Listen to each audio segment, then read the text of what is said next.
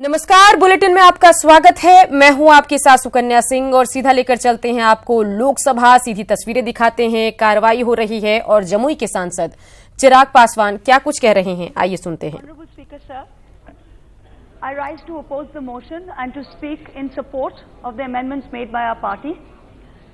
First of all, let me begin by humbly accepting the resounding mandate that this government has got.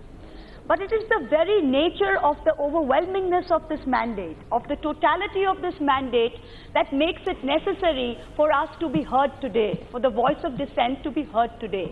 Had the mandate तो राष्ट्रपति के अभिभाषण पर इससे पहले चिराग पासवान बात कर रहे थे, वो हम आपको सुनाना चाह रहे थे। लेकिन बढ़ते आगे रुख करते हैं नालंदा का, जहां न्यूज 18 की खबर की असर हुई है। बिहार शरीफ में कंधे पर शव ले जाने का मामला है।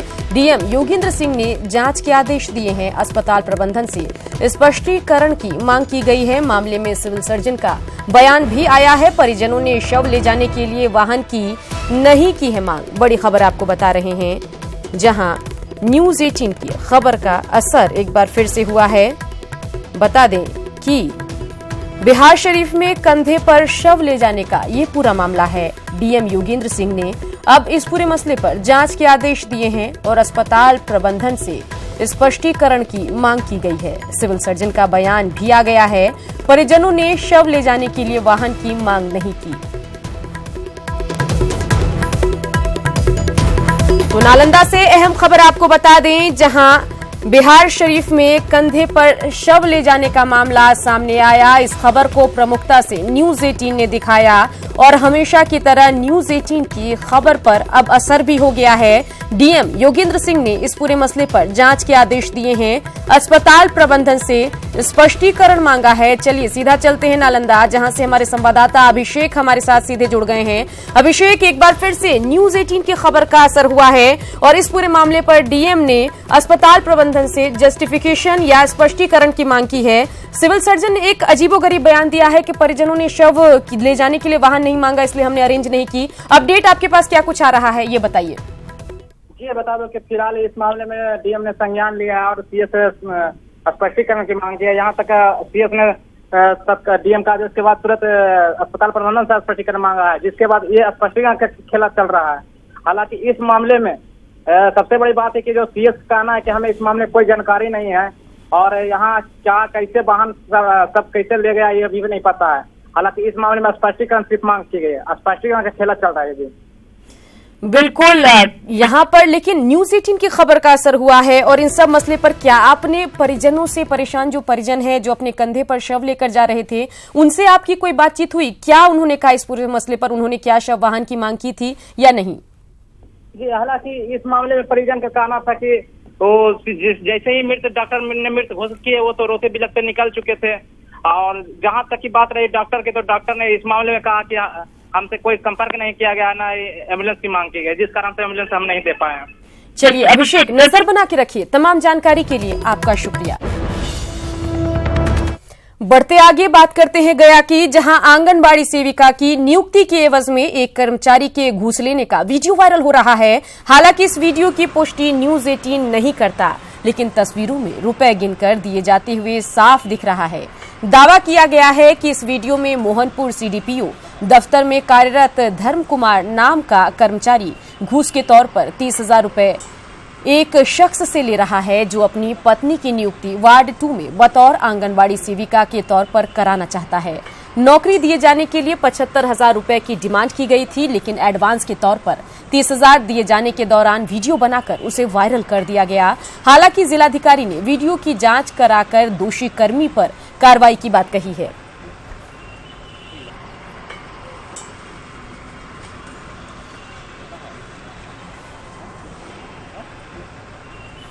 मुजफ्फरपुर में चमकी बुखार से राहत की उम्मीद अब बढ़ती जा रही है। बीते 39 घंटे में इलाज के दौरान सिर्फ एक बच्चे की मौत हुई। एसकेएमसीएच और केजरीवाल अस्पताल में 60 बच्चों को इलाज जारी है, जिसमें 4 बच्चों की हालत नाजुक है। राहत की बात यह है कि सोमवार को 4 नए मरीज भर्ती होने के बाद से मंगलवार को कोई मरीज एसकेएमसीएच में भर्ती नहीं हुआ। मुजफ्फरपुर में अब तक चमकी बुखार से 133 बच्चों की जान जा चुकी है। वहीं बुखार में इन बीमारी ने 171 171 मासूमों की जान ले ली है। बाकी नहीं ना है, दिखाइए दिखाइए दिखाइए। एईएस से हो रही बच्चों की मौत की मुख्य वजह कुपोषण है, लेकिन बिहार के खाद्य आपूर्ति मंत्री मदन सहनी का कुपोषण को लेकर कुछ और ही तर्क है। हमारे सहयोगी आनंद अमृतराज से खास बातचीत में मंत्री जी ने कहा कि खाते पीते घर के बच्चे भी कुपोषण के शिकार हो जाते हैं और बिहार में अब रोटी कपड़े की समस्या नहीं रह गई। आर्थिक संकट नहीं है कि लोग खाना तक नहीं खा सकते, रोटी कपड़ा का समस्या अब कोई रह नहीं गया है और भूख से कोई लोग भूखे पेट नहीं सोते हैं। ये हम लोग पूरे सर जो आप ही की सरकार सर जो सोशल ऑडिट करा रही है मुजफ्फरपुर में, उसी एजेंसी ने बोला है कि जो बच्चे बीमार पड़े हैं इससे लगभग 85% से ज़्यादा बच्चे कुपोषित हैं। कुपोषित हो सकते हैं और खाना अच्छा खाने के बावजूद भी बच्चे कुपोषित हो सकते हैं। ये आप मेडिकल वाले से पूछ सकते हैं। यह कोई जरूरी नहीं है कोई भर पेट खाएगा तो वो कुपोषित नहीं हो सकते हैं। जो संपन्न परिवार के लोग हैं। बिहार सरकार ने चमकी बुखार से पीड़ित बच्चों के परिवार पर सोशल ऑडिट सर्वे किया है। इस रिपोर्ट से स्पष्ट है कि ज्यादातर परिवार बेहद गरीब हैं। सोशल ऑडिट में खुलासा हुआ है कि एईएस पीड़ित परिवार 3/4 गरीबी रेखा से नीचे रहने वाले हैं। इनमें 82% मजदूर परिवार के हैं, जिनकी औसत मासिक आय मात्र 4,465 रुपए है और 67% लोग कच्चे घरों में रहते हैं। 5700 से कम मासिक आय वाले 77% से ज्यादा परिवार हैं, जिसमें 6 से 9 सदस्य रहते हैं।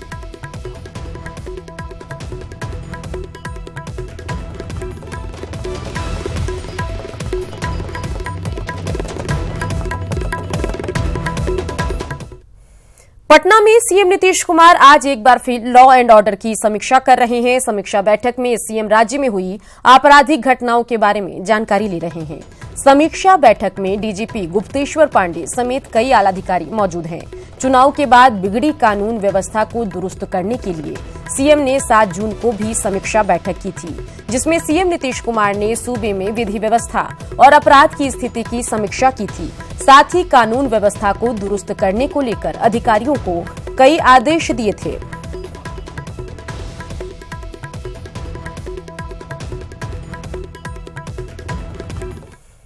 वहीं सीएम नीतीश की समीक्षा बैठक को लेकर विपक्ष ने तंज कसा है, जिस पर सत्ता पक्ष ने भी पलटवार किया। समीक्षा बैठकों से नतीजा क्या निकल रहा, जमीन पे हकीकत क्यों नहीं बदल रही है। चाहे व्यवसायी हो या आम जन हो, सड़क पे चलना मुहाल हो गया है। लोग दोपहर बाद ही निकलना बंद कर चुके हैं। तो किसी भी सरकार के लिए ये एक बहुत अच्छा संदेश नहीं है। अगर आपकी समीक्षा बैठकों से हालात नहीं बदलते हैं ना, तो फिर ये बैठकें बेमानी हो जाती हैं, रूटीन बन के रह जाती हैं, रिचुअल बन के रह जाता है। वहां के उप मुखिया हाथ जोड़ के कहें कि फलाना महीने में ये फलाना दशा चल रही है, इसमें कोई क्राइम ना करे। जिस सरकार में वहां के डीजीपी फेसबुक पोस्ट कर उनकी एनालिसिस करें तो साफ तौर पर लाचार और लचर व्यवस्था के पैरोकार दिखते हैं ये लोग। डीजीपी का 2 दिन पहले लाइव देख रहे थे, उन्होंने कहा था कि हम पे साजिश की जा रही है, डीजीपी पे भी साजिश की जा रही है। मुख्यमंत्री बार बार लॉ एंड ऑर्डर पे मीटिंग करते हैं। इसका मतलब साफ है कि मुख्यमंत्री ने स्वयं को मान लिया है कि लॉ एंड ऑर्डर फेल है और अब मुख्यमंत्री से अब नियंत्रण से बाहर है। मुख्यमंत्री और सरकार पे अपराध भारी है। विपक्ष को आईवास लग रहा तो वही बताएं क्या करना चाहिए। और ये तो हमारी संवेदनशीलता है कि पूरी सरकार लगी हुई है। पहले भी सरकार पूरी तरह सावधान थी। हमारा अपराध पर 0 टॉलरेंस है, ये बार बार दिखता है। तो शासन के राज आया है, हम न किसी को फंसाते न किसी को बचाते हैं, न जात धर्म में हम अपने को बंद करके रहते हैं और कानून व्यवस्था में सुधार हुआ है। कई लोग पकड़े जाते हैं, गिरफ्तार किए जाते हैं, जेल भेजे जाते हैं, सजा दी जाती है।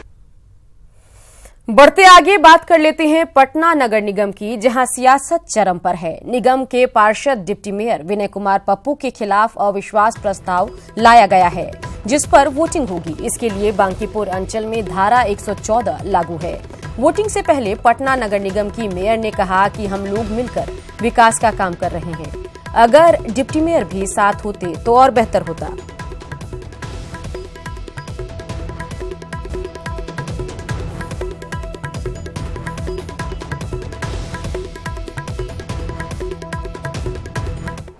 जैसे हम लोग इतना काम किए हैं और वो भी मिलकर रहते हैं हम लोग के साथ, तो बहुत काम आगे होता है। अब देखिए क्या होता है आगे चलकर। उनका साथ नहीं मिलता था। चलिए सीधा रुख करते हैं पटना का, जहां से हमारे संवाददाता रवि एस नारायण सीधे हमारे साथ जुड़ गए हैं। रवि, अविश्वास प्रस्ताव लाया गया है जिस पर वोटिंग होनी है, अपडेट क्या कुछ है, बताइए। सुकन्या, देखिए अभी जो नगर आयुक्त हैं वो पहुंच चुके हैं थोड़ी देर पहले। मेयर, डिप्टी मेयर और तमाम जितने 75 यहाँ पे वार्ड के जो पार्षद हैं वो पहुंचे हैं और उसमें वोटिंग होनी है। वोटिंग थोड़ी देर के बाद शुरू होगी, लेकिन वोटिंग से पहले जो चर्चा है वो बंद कमरे में शुरू हो चुकी है, जिसमें जो मेयर है जिनका आरोप है कि डिप्टी मेयर साथ नहीं देते हैं और विकास कार्यों में बाधा उत्पन्न करते हैं, उसको लेकर के मेयर का जो आरोप है वो लगा रही हैं और डिप्टी मेयर अपने तरफ से उन आरोपों का जवाब दे रहे हैं। तो बहस जो है वो गर्मा गर्म बंद कमरे में चल रही है।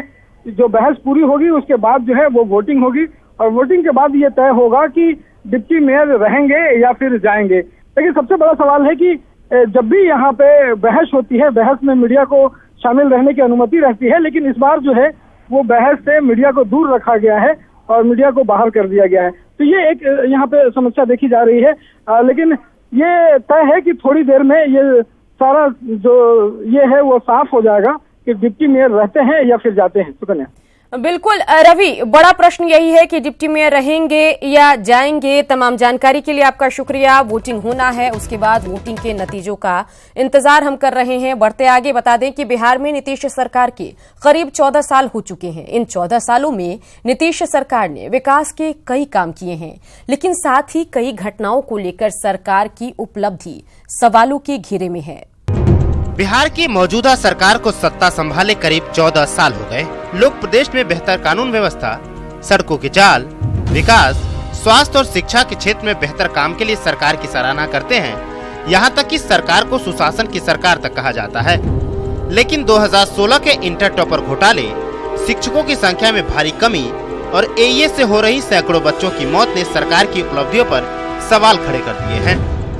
शिक्षा में सुधार के लिए आपको बढ़िया से बेहतर एक मॉडल तैयार करना होगा, उसकी मैप तैयार करना होगा, उस पर काम करना होगा, तभी यहाँ के बच्चे पढ़ेंगे। नहीं आप देखिए कि बड़े घर के बच्चे बाहर चले जाते हैं, जो गरीब घर के बच्चे स्कूल में पढ़ते हैं, जो जहाँ पर घोटाला हो रहा है।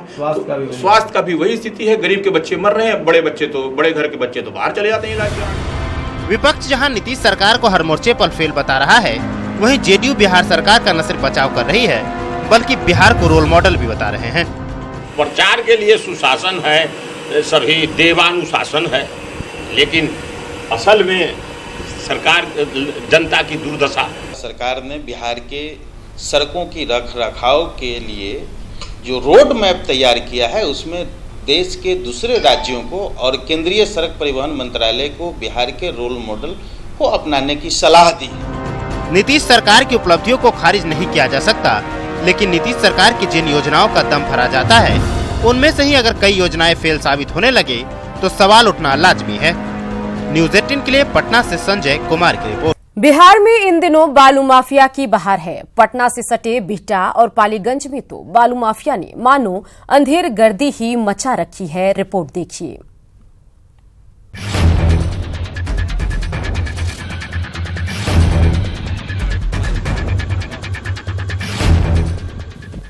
बालू के ढेर का ये नजारा पटना से सटे बिहटा और पालीगंज इलाके का है।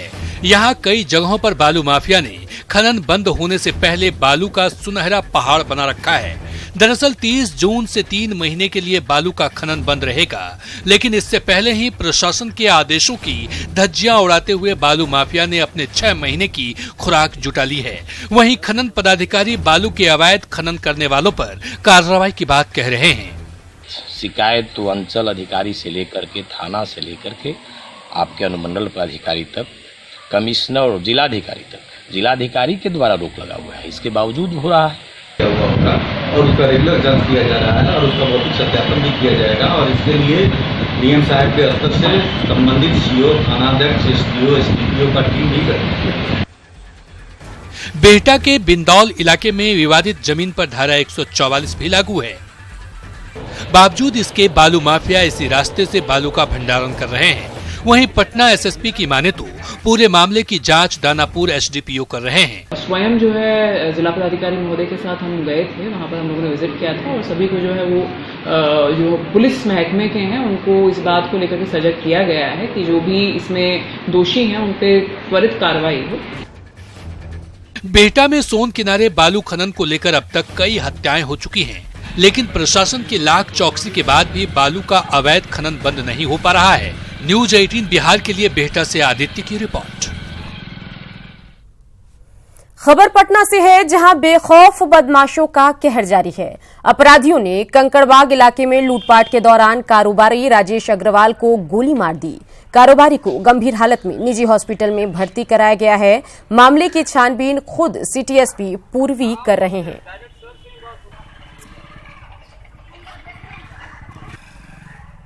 तीन अपराधकर्मी जो है उनको जो है गोली मार के जख्मी किया। उनका इलाज जो है अभी यहाँ पारस अस्पताल शास्त्री नगर में चल रहा है।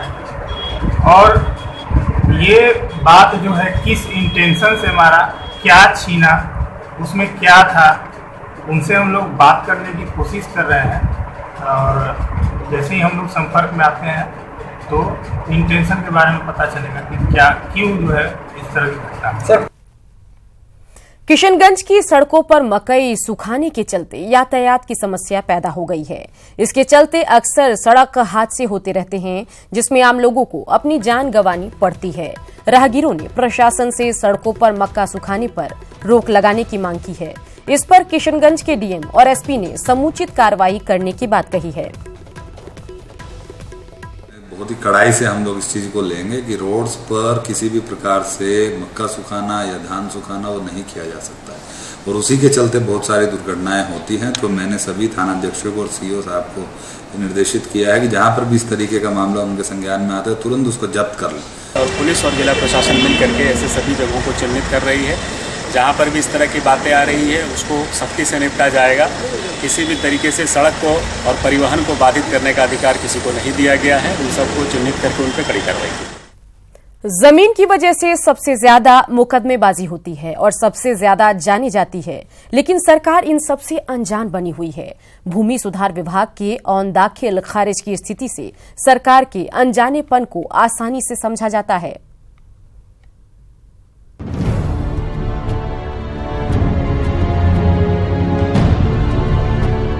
किसानों की परेशानी कम करने के लिए सरकार ने ऑनलाइन दाखिल खारिज की प्रक्रिया शुरू की थी, लेकिन किसानों को इसका फायदा नहीं मिल पा रहा है। बिना वजह दाखिल खारिज के हजारों आवेदन लंबे समय से लंबित पड़े हैं। 19 जून तक मिले कुल आवेदन 12,28,547। स्वीकृत आवेदनों की संख्या 3,57,635। अस्वीकृत किए गए आवेदनों की संख्या 1,24,193। अब तक लंबित आवेदनों की संख्या 7,46,719। 18 दिनों से अधिक समय से लंबित आवेदन 5,81,151। 60 दिनों से अधिक समय से लंबित आवेदन 72,257। दाखिल खारिज के लिए लंबित आवेदनों के मामले में सबसे बदतर स्थिति वाले समस्तीपुर, बांका, बेगूसराय, दरभंगा और मुजफ्फरपुर है। दूसरे जिलों में भी कमोबेश यही हालात है। जाहिर है कि दाखिल खारिज के लिए किसानों को हर रोज अंचल कार्यालयों और अधिकारियों के यहाँ चक्कर लगाना पड़ता है। हम समझते हैं कि हड़बड़ी में ये सारा काम किया जा रहा है और उसके तमाम पहलुओं को देखा नहीं जा रहा है।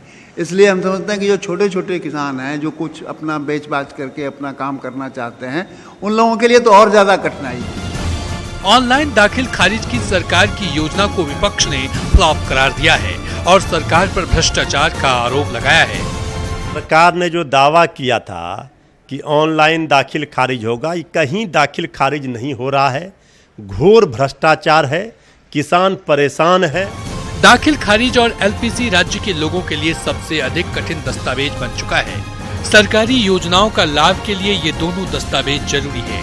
ऐसे में किसानों के लिए दाखिल खारिज समय पर नहीं होना किसानों के हित के साथ क्रूर मजाक है। Kulbhushan, news 18, Patna. FBB colours Femina miss India की विजेता और बिहार की बेटी श्रेया शंकर का पटना एयरपोर्ट पर गर्मजोशी के साथ स्वागत किया गया। इस मौके पर उनके परिजनों के साथ साथ बड़ी संख्या में उनके शुभ चिंतक मौजूद रहे। आम लोगों से अपार स्नेह पाकर श्रेया बेहद प्रसन्न हुई और बिहार की माटी को नमन किया।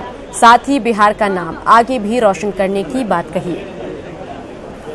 पटना आकर के बहुत ज़्यादा अच्छा लग रहा है क्योंकि मैं यहीं पे पैदा हुई हूँ। मेरे पूरी परिवार यहाँ की है, मेरे माता पिता और मेरे बहुत सारे रिलेटिव्स यहाँ के हैं।